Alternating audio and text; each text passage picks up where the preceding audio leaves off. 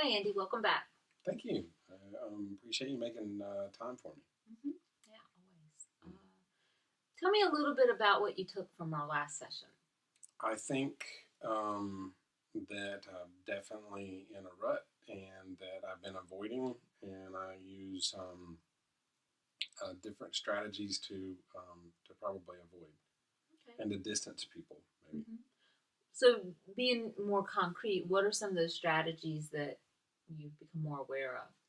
Well, I think for a while, at least, using NyQuil when I was trying to end sleep, and checking out on Sundays, like doing like movie marathons, those kinds of things.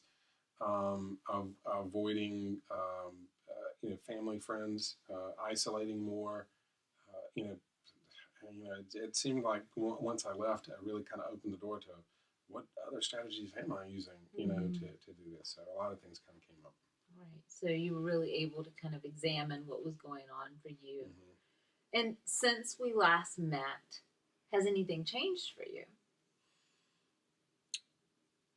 I think I've been more mindful or aware Mm-hmm. when I do use strategies to avoid. It hasn't necessarily stopped me from using strategies to avoid, but I'm at least more mindful or aware that that's what I'm doing. And it really is the first step Mm-hmm. is acknowledging and becoming aware. Mm-hmm. And that leads us to this session where I had mentioned to you that we would potentially be talking about goals. Um, that's really kind of the next step after becoming aware of something is deciding if you want to do something about it. Mm-hmm. And if you do, what do you want to do about it? Mm-hmm. Okay. So there's no um, decision on my part about what you choose to work on or not work on. Okay. Okay, that's Okay. really yours, and my role here is to help facilitate that conversation with yourself. Okay. Well, I'm pretty good at talking to myself, so this should go fluidly. Okay, great. Mm-hmm. Um, Andy, if you were to imagine life being better for you, Mm-hmm. what would that look like? I think I would be over this past breakup. Mm-hmm. There would not be the emotional turmoil, and I think I would have. I think I would be more um, emotionally okay with allowing someone in my life that's more accessible, local, maybe, at least more consistent.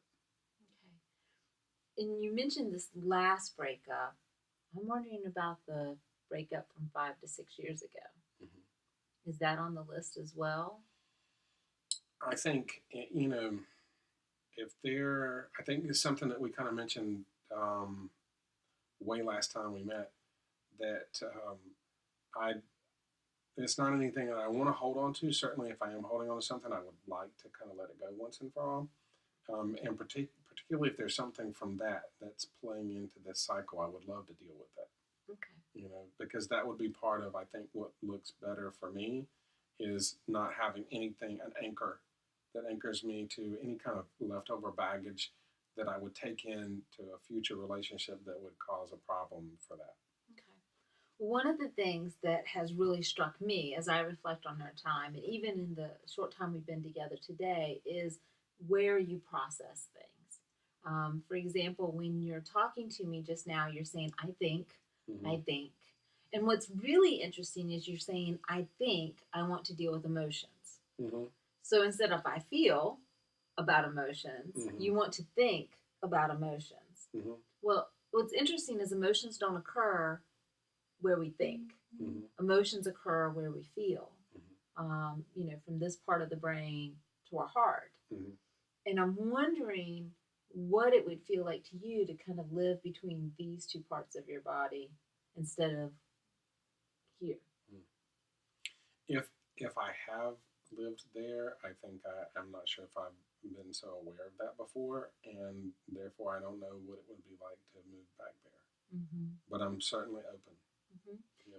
And you just said move back there. Is there Mm-hmm. a time you remember living there? Well, that's I can't. Um, I'm not sure. I think I would have to process through that a little bit more Mm-hmm. to really kind of think back at a time where I was okay living in between the cognitions and emotions or whatever. Mm-hmm. It's interesting to me that when you talk about that previous relationship, you talk about it being here. Mm-hmm. You know, when you're holding the residue, Mm-hmm. it's in this part of your body that you described it being in. Mm-hmm. And so I'm wondering if that relationship held a lot of emotion for you. I think it was an tumultuous relationship, and it had a lot. There was a lot of passion to it, and it ended in a very passionate manner. And so it was really kind of vexed with a lot of emotion, you Mm-hmm. know, and unfortunately, there in the last year or so of the relationship, there were not a lot of positive emotions. So Mm-hmm. there was a lot of turmoil. Okay, a lot of hurt. Mm-hmm. Yeah. Mm-hmm. And so since then, emotions have been avoided. You know, initially I felt like it was the emotions were unavoidable. You know, well, I think after like coming out of this last relationship um, with Alice, I think it's been like a struggle to really kind of come apart from the emotions. And when I have been able to, I'm totally cool with that. But I also recognize that I feel like I have um, to own the emotions somehow Mm-hmm. and be okay with them in order to kind of work through them. And by avoiding them, not dealing with them per se. Right. Or you were dealing with them in short bursts Mm-hmm. and then avoiding. Right. Yeah. Mm-hmm. And then not dealing. Right. Yeah. So if you wanted to do something different, what would that different be? What I would like to know what I need to do in order to get better. And if that is dealing with the emotions and sitting in them, I'm okay with that. If that's what better looks like, I'm just not sure what better looks like. You know, I Mm-hmm. don't know. I don't know how to get there. So you describe better as being able to deal with emotions and have a local relationship that had emotion. Mm-hmm. But yet you just said you don't know what better look like. When I say better, I mean like resolving the past relationship or Mm-hmm. relationships. The previous, Right. the significant breakup or this past relationship that was distance related. What does it mean, to kind of to heal those things? Mm-hmm. That's the part I'm not I'm not so sure of. Mm. What do Yeah. you look like healed? Yeah. Does it mean sitting in the emotions? Does it Mm-hmm. mean that I need to kind of bathe in that, for a while and allow myself to feel or whatnot? And is that how you really kind of get better, through this process? Or what does that look like? Mm-hmm. I'm avoiding it. If I don't avoid it and I just kind of hit it straight on, is that what I need to do in order to get better? I don't know. Okay. All right. So let's figure out what better is. Okay. All right. Right now, some of the concerns that you've pointed out to me were around sleep, eating. Hmm. Have you used NyQuil anymore? No, I'm off the NyQuil. Okay, so eating, sleep, engaging in work Hmm. at the prior Hmm. level, Hmm. and then also engaging with your support system. Hmm. So those are four things that I know that you've mentioned. Is there anything else you can think of that to feel better this would need to change? I was working out before, Okay. and when I lost my motivation, I stopped working out, Mm-hmm. and that was a good stress reliever for me. So probably being able to work out again would be cool, and being getting my motivation back to do anything productive would be cool. Mm-hmm. You know. Mm-hmm. Right. So to feel motivated to take care of yourself. Mm-hmm. Mm-hmm. Okay. All right. So when you think about those six things that you just mentioned, or that we've talked about in total, so sleep, eating, your work habits, exercise, feeling motivated. I lost one, Mm-hmm. but it's there. Mm-hmm. Feeling, Right. right? So which of those do you think would have the most impact on you if it were to get better?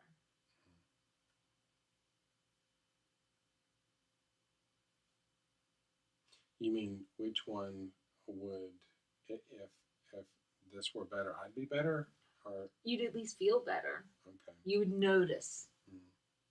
I think if I was in a emotionally, if the emotional healing had already taken place, that would feel super cool. Right. But we That, have to get to that. right, Okay. right. hmm And you're saying, how do we get there? What do we need to do along that path Hmm. to get to there? That's a good question, and I'm not sure if I have an answer for that. Okay. And certainly if I, if I did, I would love to have an answer for that. All I can say is that I feel like I'm looking for a fast forward button, on like getting through breakup, kind of things, and just like how do you get on the other side of this, what have you. And I'm all for that, but I don't know what that kind of looks like, and it's more of like, what do I do in the meanwhile, you know? You described last time feeling like you were in this deep hole. Hmm. Okay, so imagine you're in this deep hole. Hmm. Can you just go from being in the deep hole to standing above the hole? I can imagine that, sure. Okay, realistically, can you do that? I can imagine that, yeah. But realistically, can you go from the bottom of the hole Hmm. to standing at the top of the hole? Okay, so what would it be like to stand at the top of the hole? Or Can you physically Mhm. go from being at the bottom of a hole Mhm. to standing at the top of a hole? I think you're asking me if as a person I can do that. You're in a deep hole. Yeah, I'm in a deep You're hole. looking up. Uh-huh. You can see the top, Mhm. but you can't quite reach it Mhm. because this is a deep hole It's a deep hole with no ladders. with no ladders. Yeah. Can Yeah. you go from standing in the bottom of the hole to standing up at the top of the hole? No. Okay, the same is true for the emotional hole. Mhm. You can't go from being in a deep emotional hole Mhm. to standing at the top of the hole looking down. Mhm. Well, now I just want more NyQuil. Okay. So when you're in a deep hole, Mhm. you with no ladder, Right. you have to find a way to work your way out of the hole. Yeah, absolutely. Okay, so the same is true in an emotional hole. Mhm. You have to work step by step Mhm. out of the hole. And you may even have to build the steps Yeah. yourself in order to be able to get out of the hole. And so, one of the things that is really evident is this kind of avoidance of emotion. Mhm. Like, I'm going to go around emotion, I'm going to suppress emotion, I'm going to numb from emotion, Mhm. all of this. And it keeps coming up each time we talk about this hole or where you're feeling. It's about, I just want to get past this emotion. Okay, so one of the things that I'm hearing is that some work on emotion and at least being able to identify what those emotions are and learning to sit with them could be a goal that may help you feel better. Okay, but again, it's got to be your choice. You have to decide if that's something you're ready to do. Yeah, I think one of the things that I connected with in between sessions was that I'm doing a lot of things to avoid, so maybe I should not be avoiding, and maybe that's part of, as you were saying, that maybe that's part of building the steps out of here, is being able to do that. What would happen, do you think, if you did sit with the emotions? What would be uncomfortable but livable? Obviously, they're not anything that I want, but I can, it's doable. I guess one of the things that has caused me to avoid them is, what's the point? Will this get me out of the hole? I don't know if I've really kind of bought into, okay, if you sit in the emotions, then you'll get out of the hole. Up to this point, it felt like, well, if you sit in the emotions, you're sitting in the emotions. Right. So you don't see that as a step towards getting out of Yeah. the hole. You see that as being stuck in the hole. Yeah, yeah. And so, but I also say what I'm doing is not working.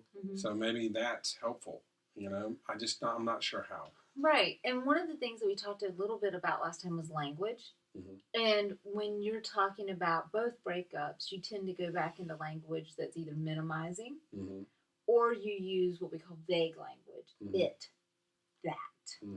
Which, wow, those can be really heavy. Mhm. right? That reminds me of this that you described here. Like Mhm. it's this blob, this residue that just kind of sits, Mhm. right? And so when we're talking about looking at emotions and sitting with our emotions, it's kind of like an onion that you start to peel back. Mhm. Okay, and there might be some tears in between as you're peeling back the onion. Mhm. But what happens is it does get smaller, Mhm. right? As you peel it back, it does get smaller. And some parts of the onion are easier to peel than others, right? Some come Mhm. off in sections, some come off as a whole. But it's Mhm. like this process that you can begin to see getting smaller and smaller and smaller until it gets Mhm. to the core of the onion. Mhm. And so I think about emotions a lot like that because Mhm. there's not only going to be negative emotions there's going to be positive ones as well as you Right. go through the layers. Sure. So I think that part of this process of learning how to sit with emotion is really about learning that process of peeling Mhm. back the onion Mhm. and going to so you can get to the sweeter part, Mhm.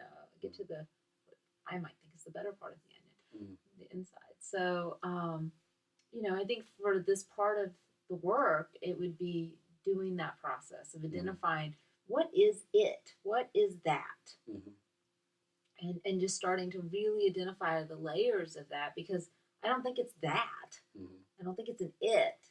There's all these emotions tied up in there that once you start to pull them apart, they actually become more manageable. Mhm. I haven't obviously thought about it that way. So yeah, I'm really kind of open to that. I'm very although my motivation is low, my motivation to get out of the hole is fairly high. You Mm-hmm, know. mm-hmm, right. So there's two pieces to this. There's the emotional work, and then there's the physical work. And when I Right. think of physical work, I think of the sleep. Mhm. You're reporting sleeping 4 to 5 hours, Mhm. which is not a lot, Mhm. which probably is impacting other areas of your life. Absolutely. All right. And then the eating, Mhm. the physical activity, and your work productivity. Mhm. Okay. Which one of those things is most important to you right now in being better? I think um, when I think about working some of the other things, it's important to stay on top of those things. But I'm not so sure that they are the most important things for getting better. It's just important, that I work hard in order not to lose my job because then I have several onions to deal with. Mm-hmm. You Right, know, exactly. but I think the physical sleep, I think, is a big thing. Trying to get the sleep patterns back, and even maybe some physical activity and whatnot, which one may play into the other. Yeah, they're very much interrelated. Hmm. What would be your normal sleep if you were feeling good and things were better?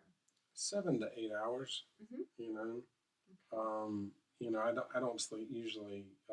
Even when things have been good, I don't sleep much beyond the 8 hour mark. Okay. All right. So targeting 7 to 8 hours. Hmm. And your typical bedtime when things are good. It really kind of varies Mm-hmm. in between 11 and 1 and a little bit of a night owl. Okay. You Right. And you work from home, know. so Hmm. you have some flexibility there, I'm assuming. Sure. I tend to work late. Yeah. Okay. And so 11 to 1. And Mhm. now when are you going to sleep? Um, I try to turn my clock off because I normally I watch it. Mm. I have a projected clock, and so I can lay in bed and look at the ceiling and see the time. And so I've really kind of shut that down, so I'm not confident exactly when I go to sleep. When I have got up to look at times, I've just noticed it's been 2 to 4 in the morning Okay. sometimes. All right. So you're like a whole time period off Yeah, right now. Okay. pretty much. And what strategies have you used to try to adjust that back, if any at all? I think first coming off the Nyquil and just trying to go to bed at night Mm-hmm. because I think for a while my days and nights got kind of mixed up, and so I was sleeping a lot of the day and I was up part of the night, Right. and so now just kind of getting back in sync, Mm-hmm. and so and I try to go to bed early, but I don't want to go to bed when I'm not really tired, because if I do, I just lay there and think, and then that keeps me up longer. Mhm. And so, I'm just trying to kind of ease back into it. Okay. And one of the things that you had mentioned was the racing thoughts, the thoughts that are just constantly playing in your head. Hmm. And tell me a little bit more about the type of thoughts those are. Hmm. They deal with the loss. They deal with the missing. They deal with um, the sensations, the pains, and also I go through my to-do list of what I've done today, what I need to do tomorrow, what's not being done, what hasn't been done. Right. So it's kind of they're filled with a lot of kind of heavy feelings Hmm. and anxiousness. What do you do with all I just kind of bathe in it.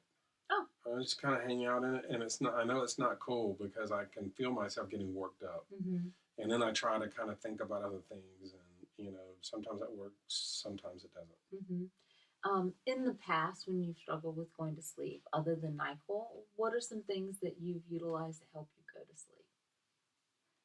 Um, Showers and like music without words. Okay. So Yeah, instrumental type yeah, music. Okay. yeah, like a spa kind of music. Hmm. When you go in for like a massage or Yeah, something. definitely. Yeah, and that kind of that's kind of soothing. Hmm. Okay.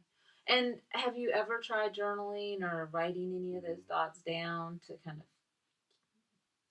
Yeah, I used to journal. I haven't journaled in a long time, so Hmm. that's a possibility I hadn't really kind of considered. Okay. Yeah, that could be something that could work. One of the things that research recommends is the kind of bedtime routine. Hmm. Okay, so some of the things you've mentioned here are turning your clock off, Hmm. so you can't see it, the shower. Hmm. You said you have engaged in some journaling in the past, Hmm. and then the music without Hmm. words. How might you be able to incorporate those four strategies you've used in the past Hmm. into a routine now? So I could journal song lyrics, and I'm kidding. No, so Hmm. I go back into um, maybe stepping aside, stepping or coming apart from the electronics, like TV, computer, a little bit before bedtime, journaling some things out. But I kind of wonder, maybe if I journal before I go to bed, will that stir things up? Hmm. So I'm curious about that.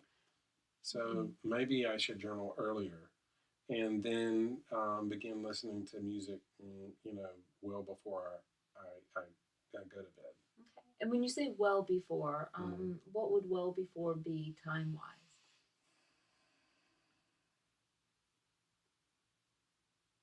I'd like to say 2 hours, but realistically, more like an hour. Okay. Yeah. So an hour feels more realistic.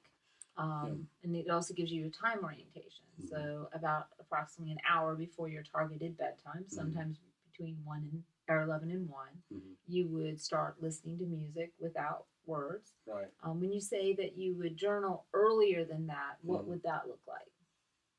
I think probably I would need to be like 2 hours out. Okay. Hmm. Something like that. And so I think the journaling should come before the music, Okay. because I think the music is definitely more soothing. Hmm. I'm imagining the music is going to be more soothing than the writing.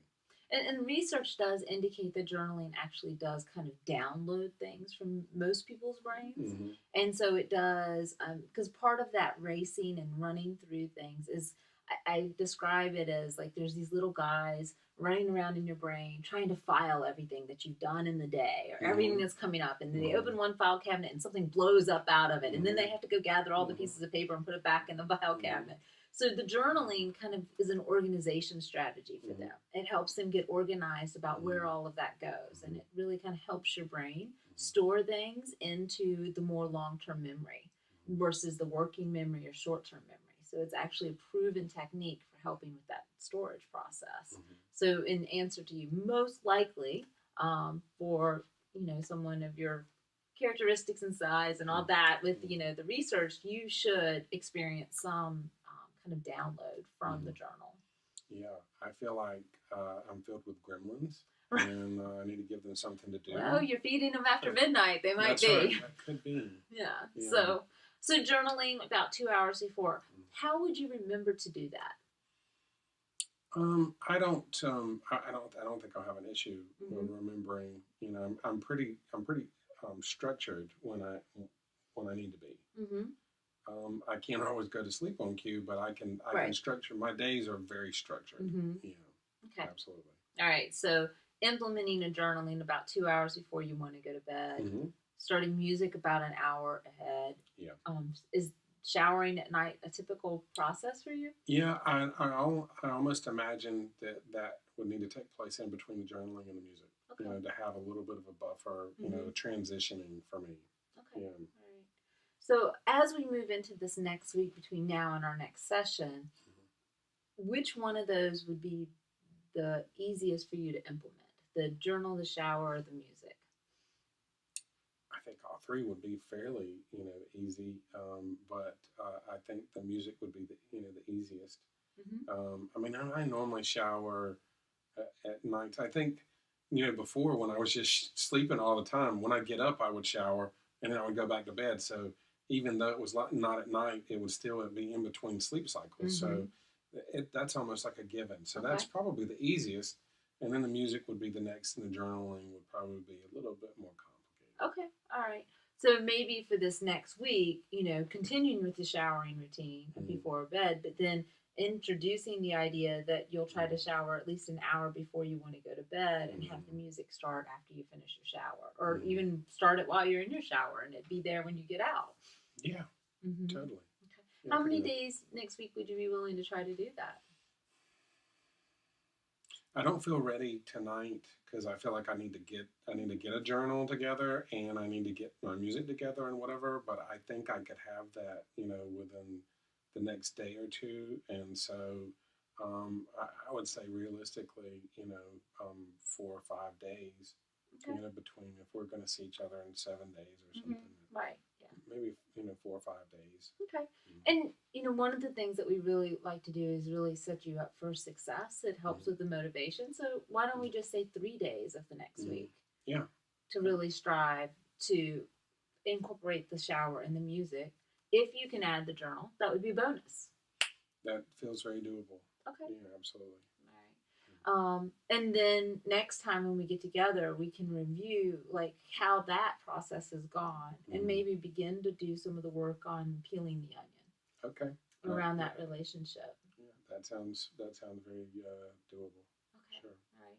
So as you think back on what we've talked about today, what are your takeaways from today? I think starting to build a ladder to get out of the hole. Mm-hmm.